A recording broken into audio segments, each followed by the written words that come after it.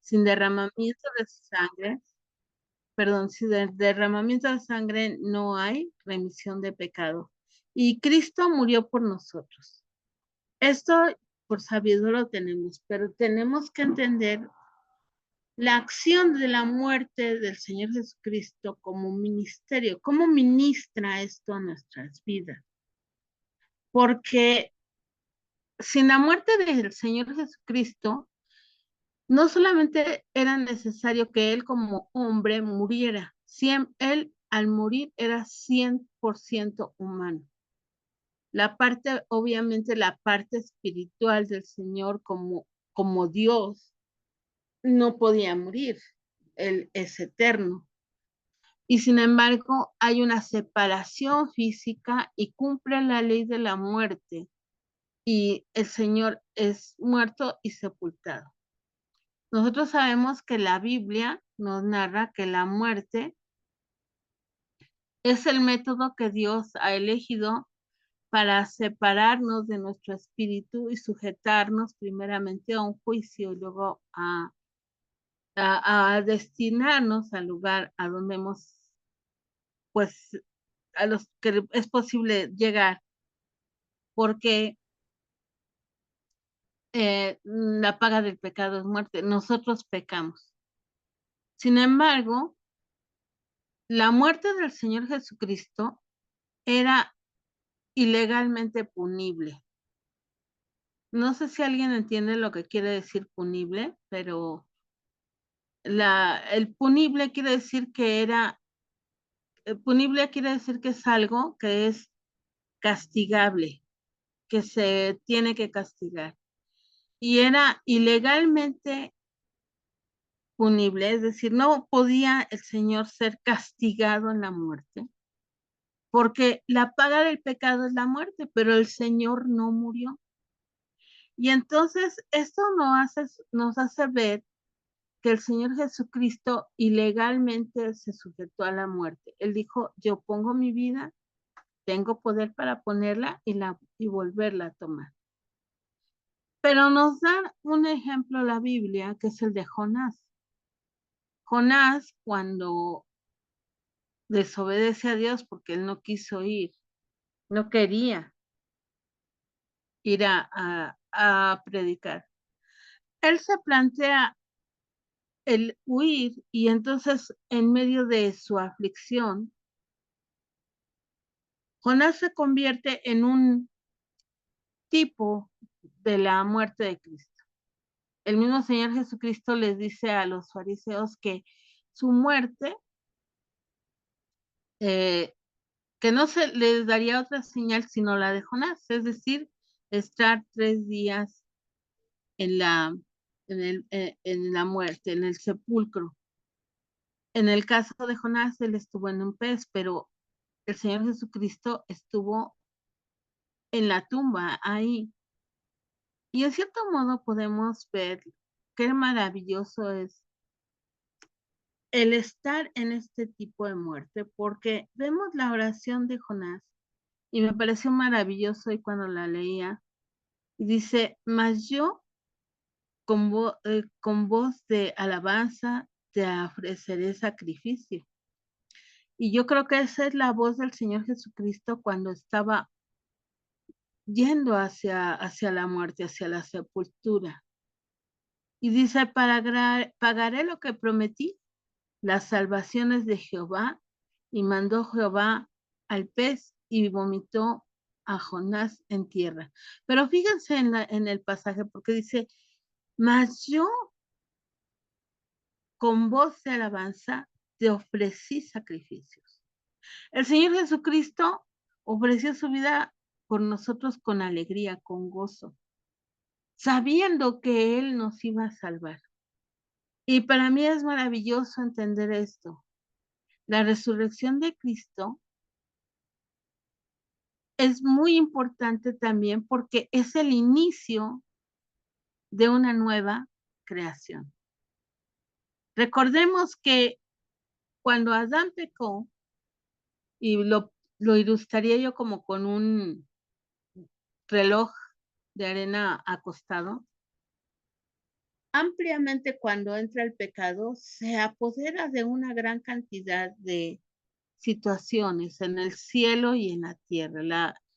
La naturaleza del hombre y de Satanás que cayeron y se corrompieron.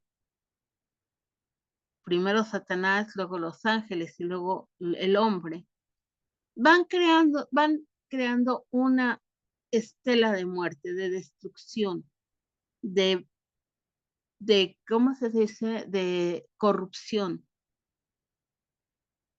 Todo hombre va hacia la corrupción, hacia lo malo. Dice, no hay quien busque lo bueno, no hay quien haga el bien.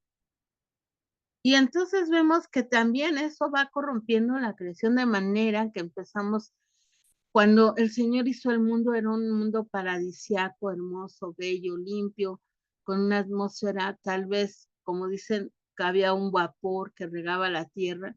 Tal vez no era transparente como lo pensamos nosotros, pero era una atmósfera en donde se respiraba vida. Los científicos actualmente, a través de las cámaras hiperbáricas, imitan la presión atmosférica que hay cuando, bueno, que creen ellos que debió haber habido cuando antes del diluvio, cuando el agua estaba dentro del ambiente de la atmósfera terrestre.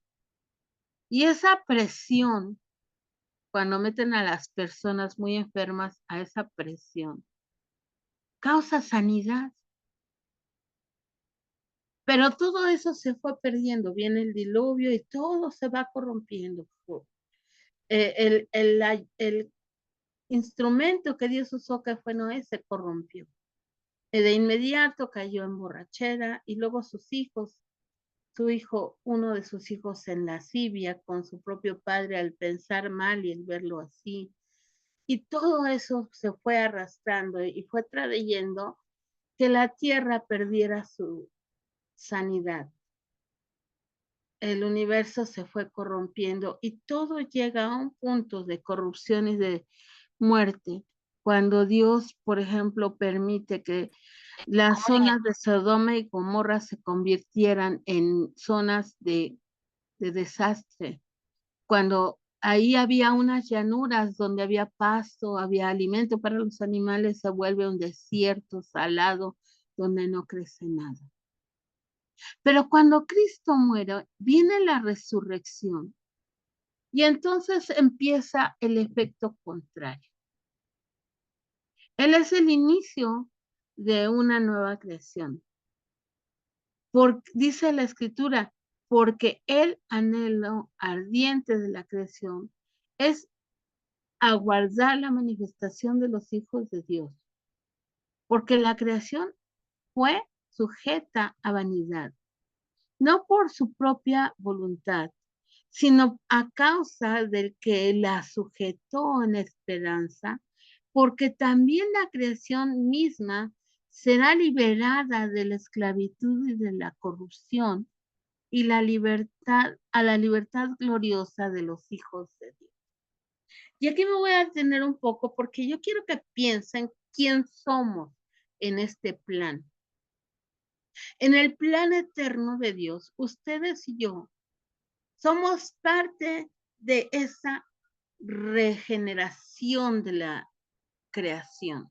O no somos parte, porque si nosotras no nos hacemos partícipes de la naturaleza divina a través de la oración y sobre todo de imitar a Cristo en la sujeción al Padre Celestial, a la voluntad de Dios y sobre todo a la guianza y sometimiento del Espíritu Santo, rompemos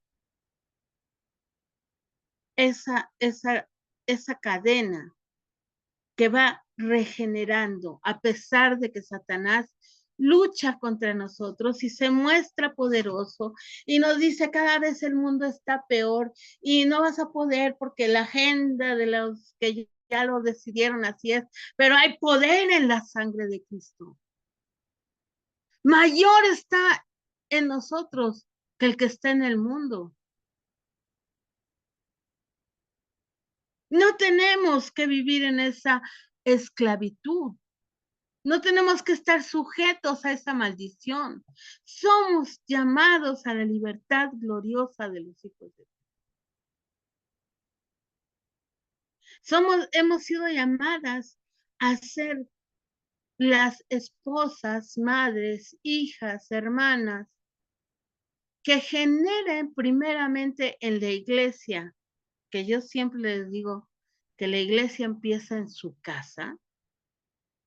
Hemos sido llamadas a ser usadas por el Espíritu de Dios en esta creación gloriosa. Pablo, ¿puedes seguir hacia abajo, por favor?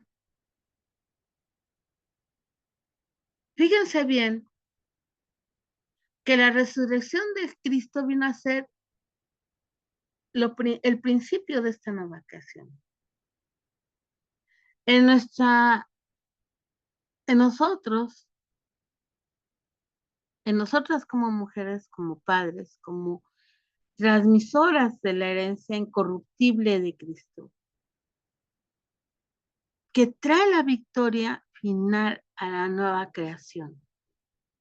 Somos portadoras por el Espíritu Santo que mora en nosotras, no solo del mensaje, sino de la capacidad de generar nuevas actitudes, actitudes de santidad, actitudes de apartarse del mal, separando a nuestras familias, pero no solamente a nuestras familias, a nuestros vecinos, a nuestros amigos, a nuestros parientes, separándolos hacia la victoria que vendrá con la nueva creación que ya está generada en nosotros. Primeramente, ahora, allá, la primera creación empezó por la carne, por la carne de Adán, por la carne, por las cosas físicas, las cosas materiales, el cielo, la tierra, las lunas, las estrellas, etcétera.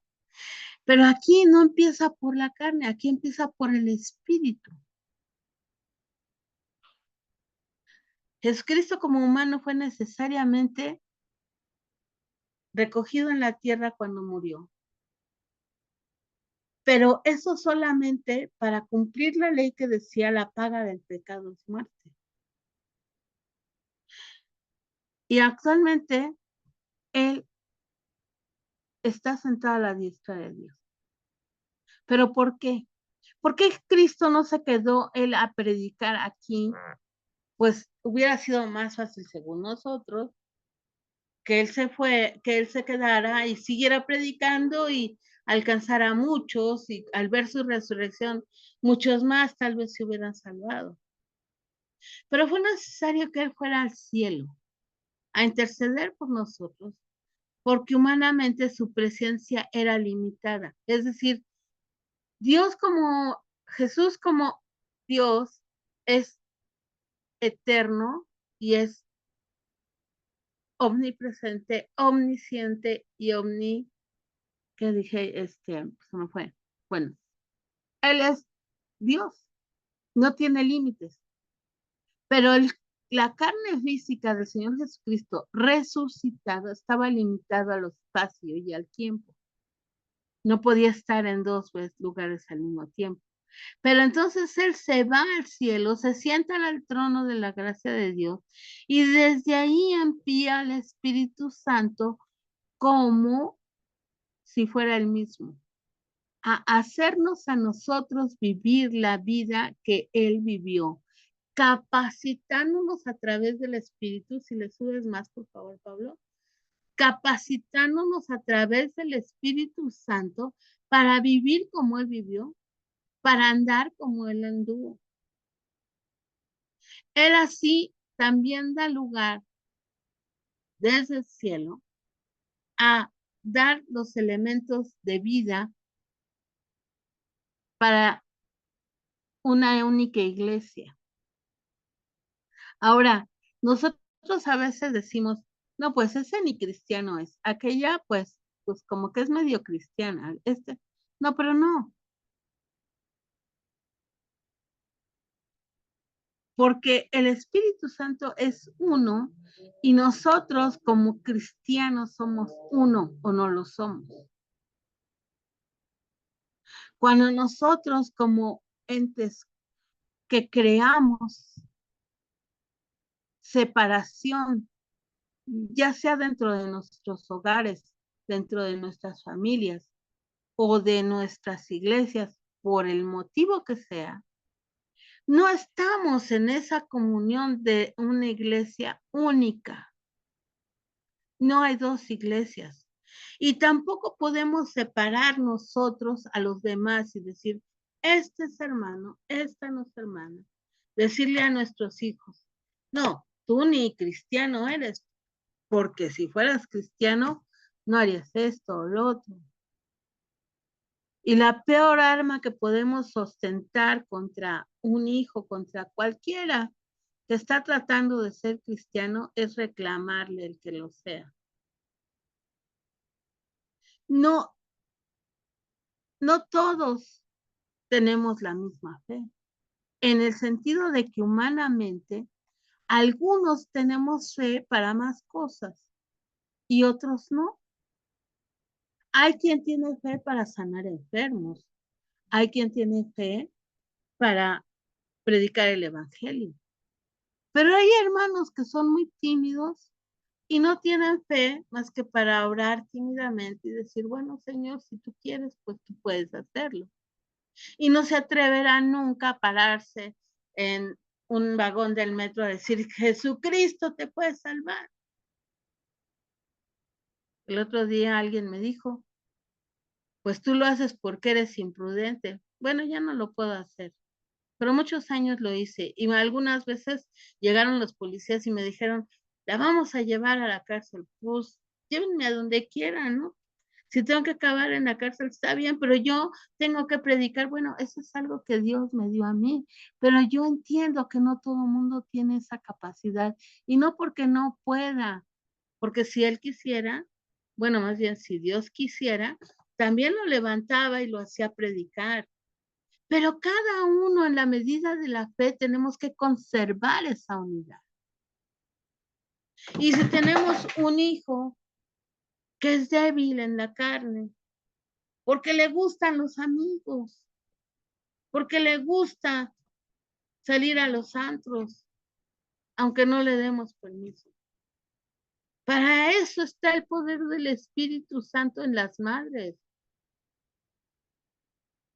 pero no para reclamar, sino para actuar en la unidad del Espíritu, actuando con amor y con fuerza. En el nombre del Señor, echando fuera toda opresión del enemigo que se levanta y que aprovecha la carnalidad de los jóvenes para llevarlos a lo que no es. Pero aquí hay un secreto y un pero muy grande. Si tú no eres una madre, una hermana, una hija, una pariente llena del Espíritu Santo, hablarás con tu boca, pero no te oirán con sus oídos.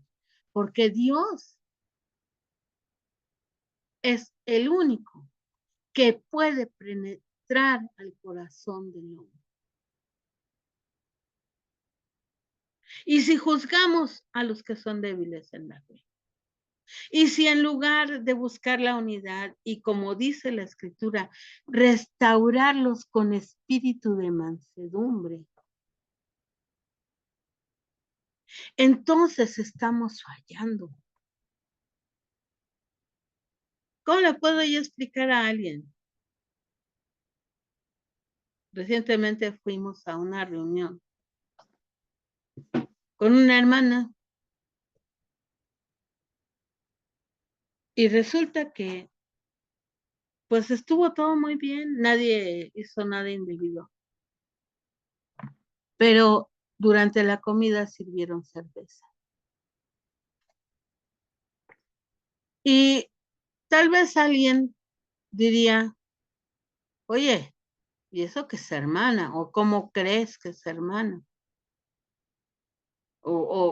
¿Qué podemos decir? Yo creo que te deberías de haber parado y salir de ahí.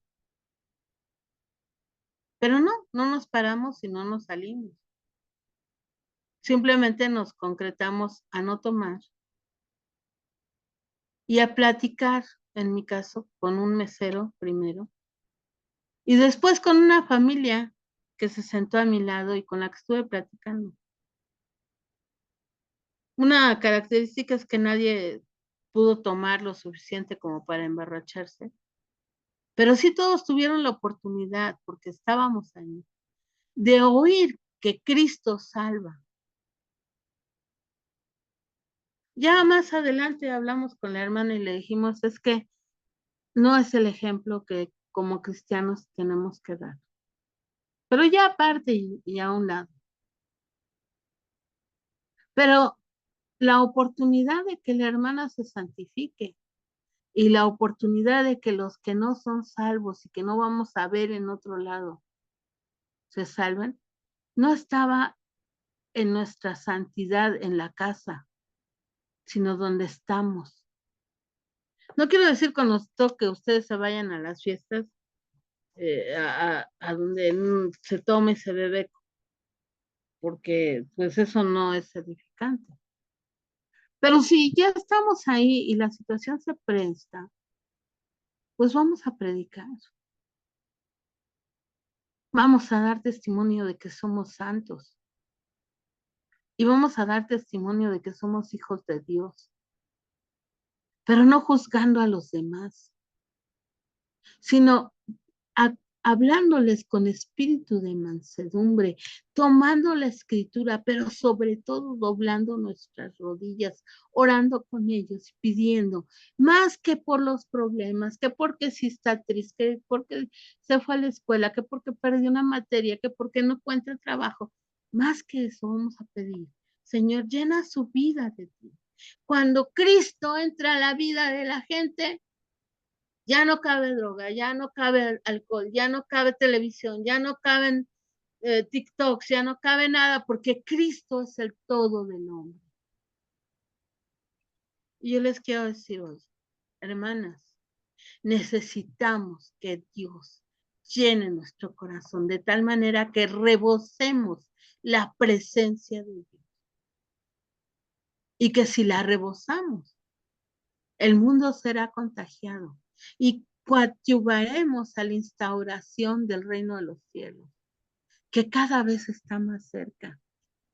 Satanás está más desesperado. Todo lo que ustedes ven, todos esos son más que amenazas, pero contra Dios no va a poder. Y Dios nos va a sacar de aquí antes de que Satanás se apodere de lo que queda del mundo. Pero después de esto, nosotros somos parte de la nueva creación que surgirá hasta que llegue, como dijo el Señor a Juan, un cielo nuevo y una tierra nueva con la cual tenemos que soñar, a la cual tenemos que aspirar, para dejar que el amor de Dios, que sobrepasa todo entendimiento, nos haga triunfar sobre todo conflicto y que no permita que seamos generadores de muerte, sino de vida, generadoras de unidad, de amistad, de paciencia, de gozo, de amor, de fe, de esperanza, generadoras de la presencia de Dios que, que brote a través de nosotros, a través de nuestra boca y a través de nuestro corazón, para bendecir a los que nos rodean. Y que sea así en el nombre de Cristo Jesús. Amén. Dejo el lugar para quien sigue.